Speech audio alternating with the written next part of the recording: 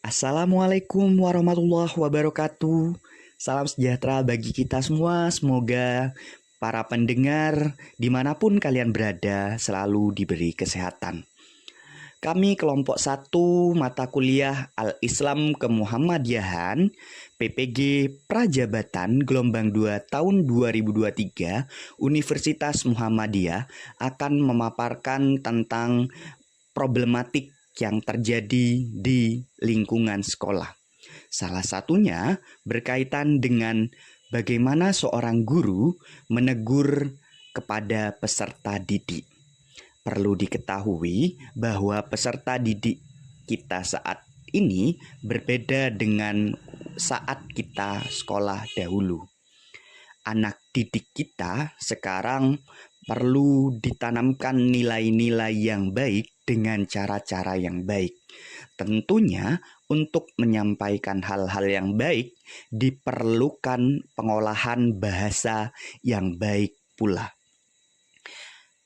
Sebelum membahas lebih jauh tentang pemaparan studi kasus ini, kami kelompok 1 beranggotakan saya sendiri, Ilham Adi Setiawan. Yang kedua ada Alfiatin Nuriyah. Ketiga ada Lutfiatul Dwi. Yang keempat Novita Himayatul Husna. Kembali ke topik yang akan kita bahas. Kami sudah menonton sebuah video yang membuat kami miris, yaitu di mana ada seorang guru yang menegur peserta didik karena berpakaian kurang pas atau kurang rapi. Namun mirisnya, apa yang terjadi ketika guru tersebut menegur anak didik tersebut? Anak didik tersebut malah merespon menantang gurunya untuk berkelahi. Hal tersebut tentu tidak mencerminkan akhlak yang mulia dari seorang peserta didik. Akan tetapi kita buka berbagai sudut perspektif baik dari seorang guru maupun peserta didiknya. Sebagai seorang guru, tentunya kita diamanahi untuk mendidik dan menumbuhkan karakter baik dari seorang peserta didik. Selain itu, dari sudut pendidik perlu paham bagaimana atau apa yang dirasakan oleh peserta didik, di mana dia hidup, bagaimana lingkungannya, dan seterusnya. Sehingga ketika kita sudah memahami karakter peserta didik, cara menegur yang tepat dengan bahasa yang tepat menjadi alternatif atau solusi yang dapat kita gunakan agar tidak menimbulkan konflik-konflik yang tidak diperlukan. Dari sudut peserta didik, harusnya dia sadar bahwa bertutur kata yang baik kepada seorang guru merupakan sebuah kewajiban. Sungguh tidak dibenarkan apabila ada seorang peserta didik melakukan respon untuk mengajak atau menantang gurunya untuk berkelahi. Perlu diketahui bahwa sumber pengetahuan yang kita pelajari hari ini tidak luput atau bersumber dari seorang guru. Barokah dari seorang guru diperlukan agar nantinya apa yang sudah dipelajari oleh peserta didik dalam kurun waktu tertentu bermanfaat bagi dirinya di masa depan.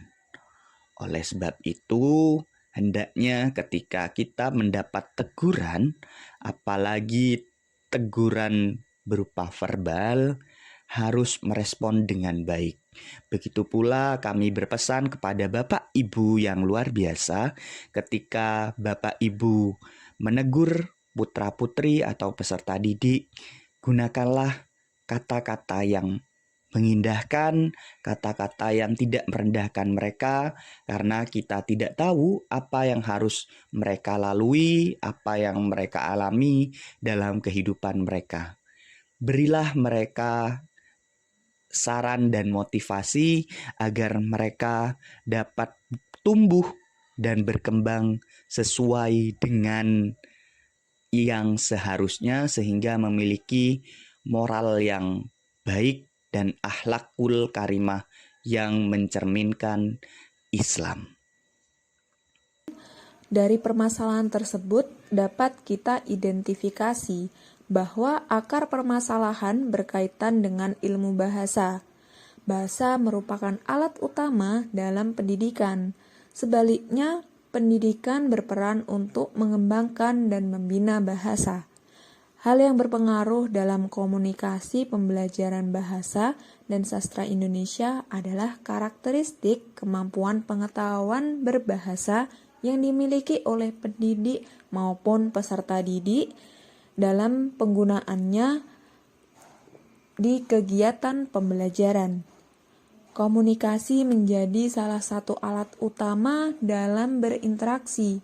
Guru selalu menggunakan bahasa Indonesia untuk memperlancar proses penyampaian maksud dan tujuan. Oleh karena itu, komunikasi sangat penting bagi semua elemen masyarakat, terutama guru, untuk dapat mengetahui karakter siswa lebih dalam lagi dan lebih memberikan komunikasi bahasa yang tidak menyinggung perasaan rekan kerja dan siswa maupun sebaliknya. Hal ini sejalan dengan term al-lisan sebagai konsep bahasa, yaitu komunikasi sebagai media dalam menyampaikan pikiran, perasaan, dan emosi. Saya lanjutkan kepada pemateri selanjutnya. Selanjutnya kita akan mengidentifikasi kasus dari kedua sisi, yaitu dari perspektif guru dan juga dari perspektif siswa. Dilihat dari perspektif guru, sebagai seorang guru yang baik, kita itu harus menggunakan bahasa yang baik juga, baik itu ketika berbicara dengan siswa, rekan kerja, dan masyarakat. Oleh karena itu, seorang guru harus memiliki kemampuan berbahasa yang baik, yang santun, dan yang mencerminkan bahwa kita itu orang yang berpendidikan. Apalagi ketika ini menyangkut siswa. Seorang guru harus bertutur kata yang baik dalam menegur atau menasihati siswanya. Ketika dilihat dari perspektif siswa, di dalam berita dijelaskan bahwa HK, inisial dari siswa tersebut itu merupakan seseorang yang temperamental dan mudah tersinggung. Inilah mengapa pentingnya seorang guru untuk mengetahui karakteristik peserta didiknya. Hal tersebut berguna untuk memudahkan guru dalam menghadapi siswa tersebut. Saat ada siswa yang berkepribadian seperti HK, guru bisa lebih hati-hati dalam perkataannya, apalagi dalam menegur atau menasihati. Oleh sebab itu, menjadi sebuah urgensi bagi kita calon pendidik untuk menggunakan dan memilah bahasa dengan baik agar apa yang kita sampaikan kepada orang lain itu atau kepada peserta didik itu dapat diterima dengan baik pula. Selanjutnya saya akan menjelaskan mengenai strategi komunikasi. Ada dua strategi komunikasi. Yang pertama, pendekatan emosional dan kognitif, di mana pada strategi ini guru dapat mempengaruhi siswa dengan memusatkan pada faktor emosional dan kognitif siswa, di mana guru sebelum mempengaruhi siswa akan menyentuh perasaan siswa melalui pemberian perhatian dan mendekati siswa dengan lemah lembut dan kasih sayang sampai mereka merasa nyaman. Yang kedua, ada strategi persuasif sosiokultural, di mana asumsi pokok dari strategi persuasi sosiokultural ini adalah bahwa perilaku manusia dipengaruhi oleh kekuatan luar diri individu. Perilaku siswa secara umum dipengaruhi oleh faktor lingkungan tempat mereka berada dan lingkungan keluarga. Dalam penyampaian pesan persuasif kepada siswa, faktor lingkungan dan faktor keluarga adalah faktor yang perlu diperhatikan oleh guru.